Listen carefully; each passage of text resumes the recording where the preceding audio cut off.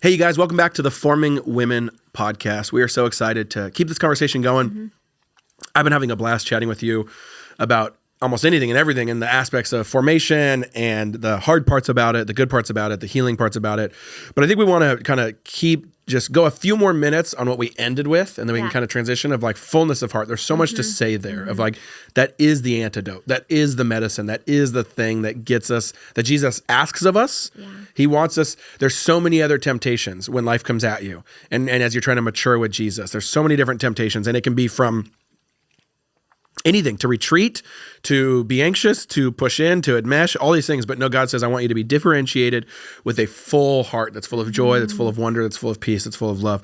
So yeah, let's keep talking about that for a second. What would you say? Yeah, well, one of the things that a story I wrote about in my book that is one of my favorite stories, and I'm so excited to talk about on the podcast with you because you were there, is Jon Tyson is one of our really good friends. You've worked with him for a long time now. He's a pastor in New York City in his mid-40s. And mid-40s, I think he'll appreciate that. Right? I think it's 47 or 48, but I think that stops being mid, right? Is he 46? Yeah. Mid can only be 44, anyway, 45, we're 46. Like but just calling him out here. Okay. And we had gone to New York City one December. I think it was maybe 2 winters. Did I say winter? 2 winters ago. And this was a time in my life where life was really hard. I had lost 3 grandparents. Parenting was hard. Just a lot of people suffering in my world. And we're hanging out with Jon, and, you know, he's an Australian, lives in New York City, and he basically, like a pastor who lived through COVID in New York City. And one early morning, he said, hey, I want to take you to my favorite bagel shop, which, by the way, if you have not had bagels from New York City, you're missing out. The debate is between New York City and Montreal. I'm not going to pick a winner. They're both great. But New York City. Sorry, Canadians. But okay. New York City is where it's at. Anyway, so he took us to this place, and we got our hot bagels. I got an egg one. It's like we're wearing our beanies. We're huddled up outside because, you know, New York, it's just like in and out. Yeah. I am freezing. I am shaking, and the steam from our bagels and our coffee are going off. And I've just been with Jon now for like 24 hours, and he is just literally he's so joyful. Yeah, he's just, I mean, and again, some context for those who don't know him. He's been a pastor in New York City for 20-something years. COVID, obviously. Like, New York beats the crap out of you in ministry. Like, the cost of living, the spiritual realm, like all these things. And even people that really like love the Lord there, or whatever you want to say, there's just like edges about a lot of people. There's just kind of like a little crusty, a little hardened, and he's not. So you kind of like, it's very obvious. And you're that about people all over. Yeah, and yes, but I think but New York is a very particular context. Yes, it is. That he has very particularly resisted, been resilient in the middle of, and been a high octane leader in the middle of, and so it's kind of just obvious of like, oh. You must have some type of protection mechanisms to like keep you, like, how is New York, how have the bad parts of New York, because there's a lot of great parts of New York, just like there's great and bad and good of every city. How have the bad parts of New York not formed you, not become part of your personality? The hard parts of ministry and the hard parts of life. And I would actually, and we asked him that. If I were to choose 2 words to describe Jon Tyson, I would say defiant joy. Yeah. And so anyway, so I'm like, finally I get up the courage to ask him, I'm like, Jon, how are you so joyful? Like, in the midst of ministry, hardship, New York, how are you so joyful? And he turns to me, and I want you to say it because you can do a better I can't remember exactly accent. how I phrased it, but he said, said, Alyssa, I have the bubble of wonder. Yeah, he says he called it a bubble of wonder, which in Australian is spelled W-O-N-D-U-H. That's how you would spell that, according to how Jon said it. I wish he was here because we're both terrible at doing accents. Yeah, my Australian turns Alabama real quick. And then it goes Chinese, and then it goes... Yeah, Mandarin, we just don't know. It's a lot of things. It's a lot of things. I just kind of do a little... Irish. I just do a little circle of the globe when I start trying to do Australian. And I go, Jon, what is the bubble of wonder? And, well, actually, I didn't say that yet. He goes, the bubble of wonder. And I was like, okay. And then, he quickly went on with whatever else he said. And so... And I kind of gained context from our conversation. I was like, okay, I think Bubble of Wonder consists of being on mission for God, because he talked a lot about like, how can I not have joy? Look at what I get to do every day. I get to literally tell people about Jesus every day, and I see people come to know him. Gratitude. Jon is so grateful. He's like so thankful, not an ounce of entitlement in him. And then he is a man of prayer. Like, he prays and prays and prays. And so, but later that night I was like, okay, how do I actually get this bubble of wonder? I want it. How do I get it? And so I texted him and I was like, Kate, tell me more about this bubble of wonder.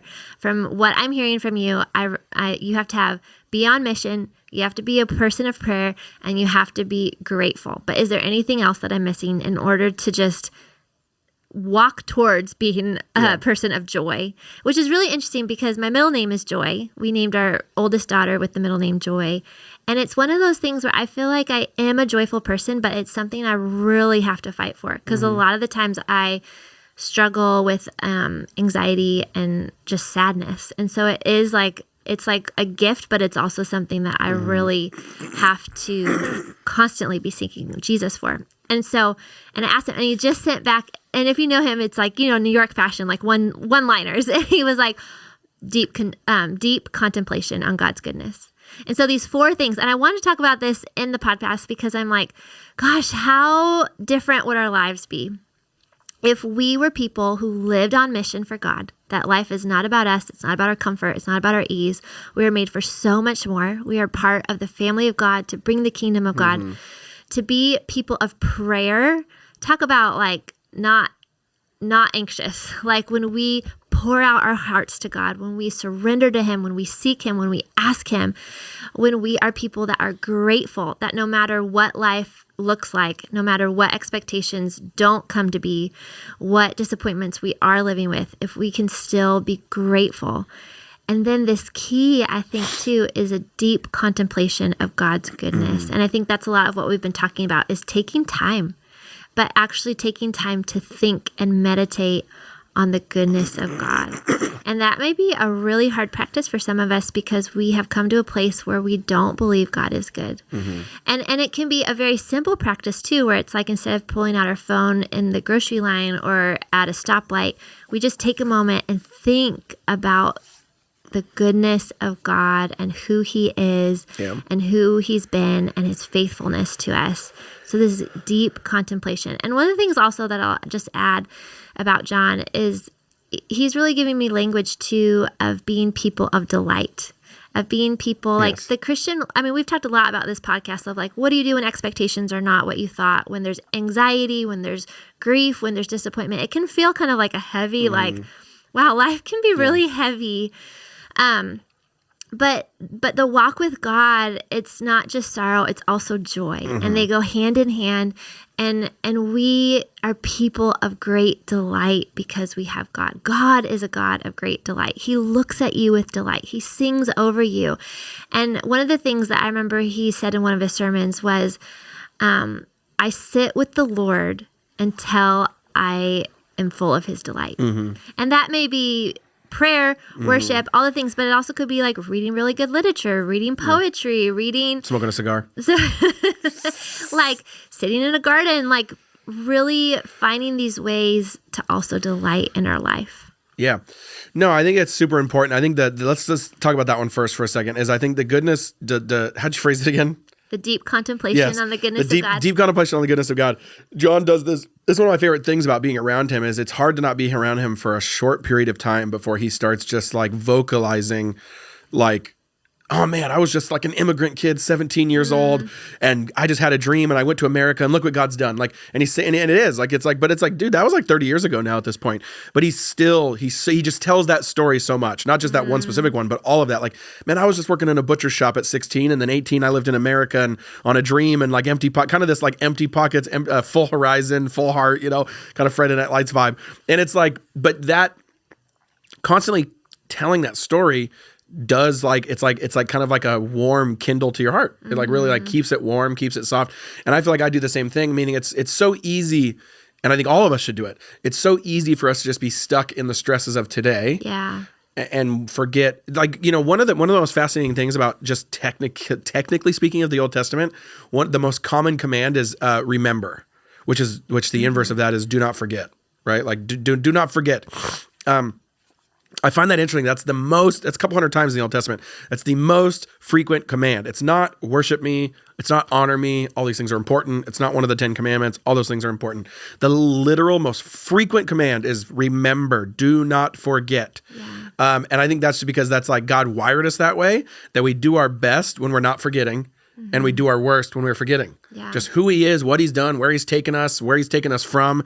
And when you constantly remind yourself of that story, it just does something to your heart. It's so easy to just be plagued with the stresses of today, the stresses of 6 months ago, when it's like, and I'm constantly, I'll almost sometimes break out in like laughter or chuckle a little bit of like, oh man, when I really just like, wow, let me think about where I was when I was 16 for a second. Let me think about where I was when I was 22, when I was 25, even the last couple of years of like, wow, 3 years ago, he got me out of that, and I just forget, I just move on. I just literally I don't even think about it. I have to, and that's the bad part of our psyche and the bad part of our spiritual formation. But when we make a practice of it, it becomes a practice, becomes a habit. It's like working out. You remember it more, you think about it more, you tell the kids about it more, which by the way, there's a bunch of research to support how talking about your testimony in this way in really quick ways just supports a home so much too, and supports love for the Lord and the kids. Mm-hmm.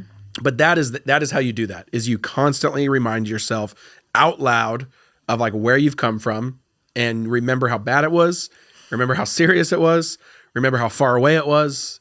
Remember those prayers that you thought were impossible, but yet God answered them, or those, and you forgot them, by the way, and you forgot that he did that. You're just oh yeah, yeah, that's my life now. And it's do you remember you prayed for 10 million years that this would be your life, and you're here now? So think about that some more. So that's the first, that is an actual technical, practical practice that you can do, is constantly remind yourself of where you've been, tell those stories in micro ways to yourself, to your spouse, to your kids.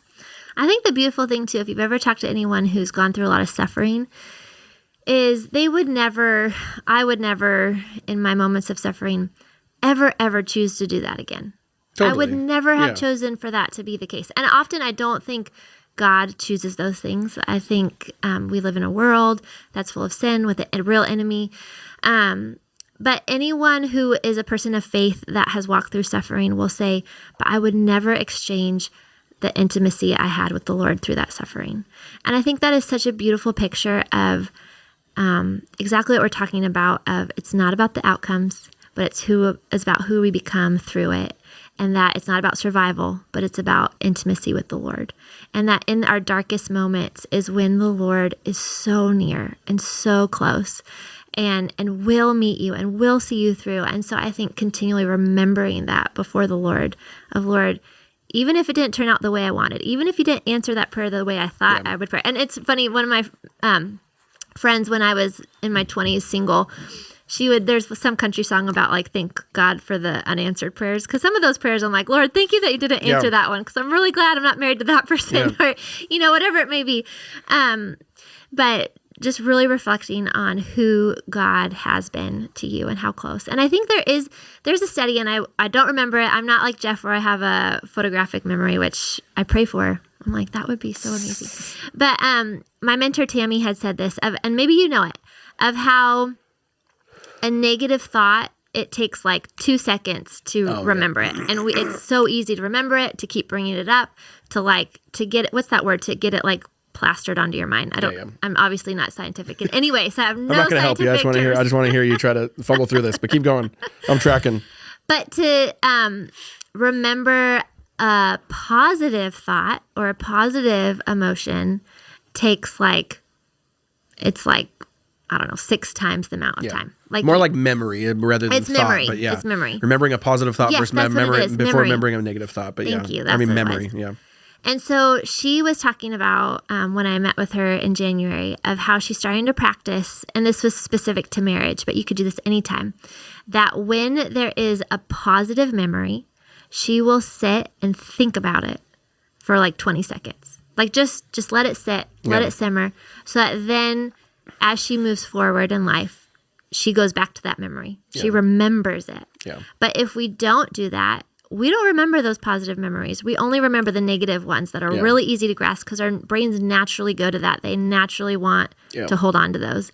But when we actually take time to sit and ponder, like we talked about with Mary, the positive memory, those are actually what we remember and can walk forward with. And it changes maybe how you view your husband, or how you remember your kids, or your parents, or remembering how God met you in this moment. It's so important to just take time and let it be tattooed onto our brain. Yeah, and I think too, let's end with I think coming back to the phrase, which gives such a good picture, and I want to just distill it down one more layer, is the bubble of wonder, right?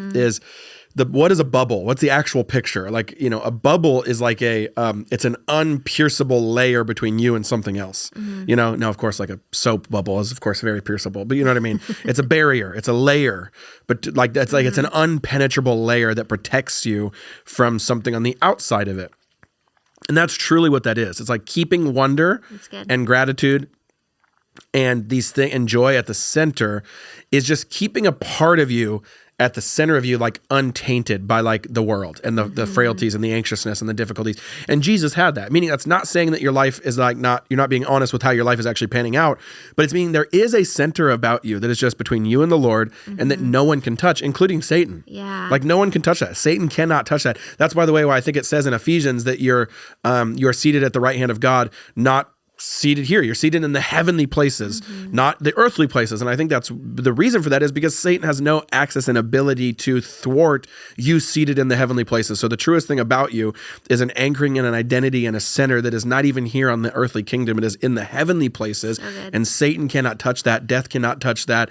Frailty cannot touch that. Suffering cannot touch that. And so having that bubble of amazement and wonder and defiant joy, is if you want to call it that, is kind of saying that there's a part of me that is untouchable to the rest of the world.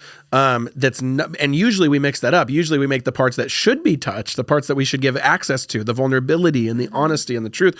We should allow those to be accessed, but it's like the anchoring of our identity and the joy and the wonder and the like, I won't let this world jade me, is essentially what I'm saying. I won't let this world kill my joy. I won't let this, and you have to have that barrier. I literally think of, it's hilarious to think about, but I think of the Jake Gyllenhaal Bubble Boy movie. Remember that movie? Great movie. He had to literally, Jake Gyllenhaal had to literally live in a bubble with, with those gloves and the stuff, because he was like, if anything from the outside world touched him, he would die. I think there's a level of that metaphor that's kind of true of like the toxicity of like suffering and death and all these things is if we don't have that bubble of wonder, then those things do kill us. They kill our spirit.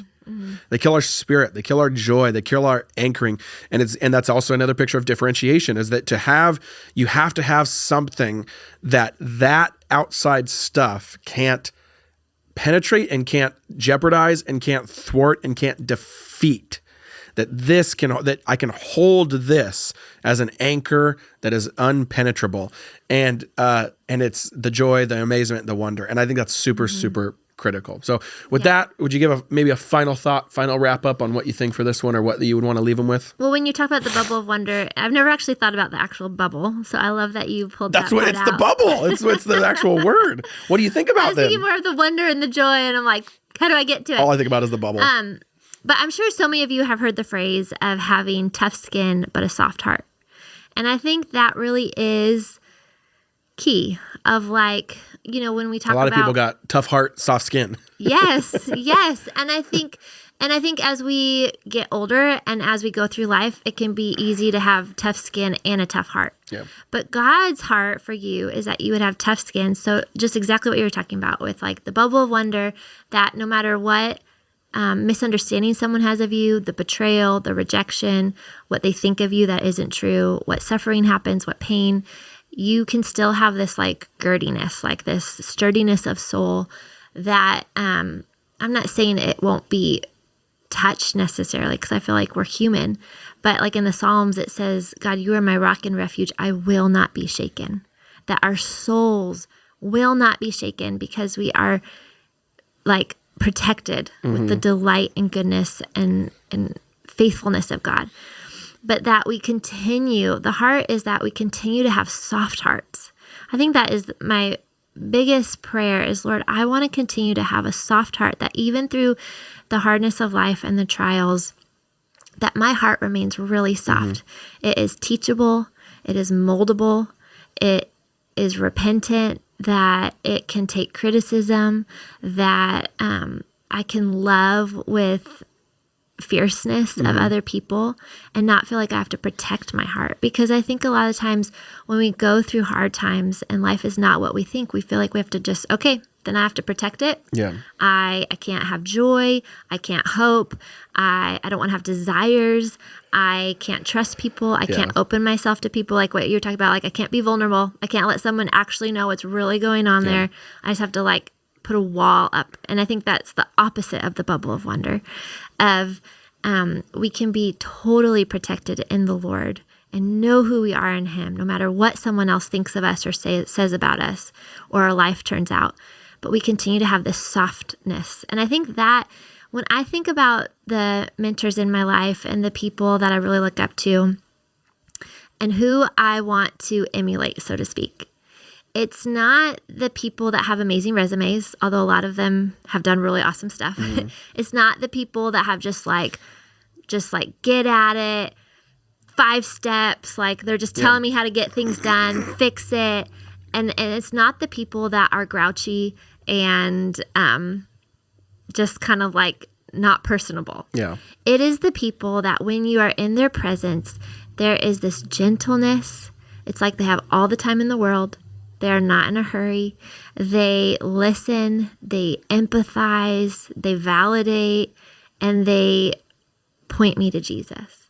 And even when I say that, I'm like slowing down in my cadence because I'm like, this is the person I want to become. I want to be a person of peace that has tough skin, that is like, we are in a battle. Like we are made to fight with and for the Lord, but continue to have a soft heart through the trials of life. And I think that is God's heart. I'm reading this book by Lucy Shaw called Water My Soul. And she is mostly a poet and she loves like plants and gardens and all that, which is great. It's not me at all. Like I kill everything. I have such a black thumb, but I'm learning so much about how the Lord waters our soul and how much it is compared to gardening. And she was talking about, a lot of times, hard times in our life, it's like the Lord allows it because he wants to take away the hardening of the fertilized soil. He wants to like plow it to make it soft so that he can implant the seeds that then sometimes are in the darkness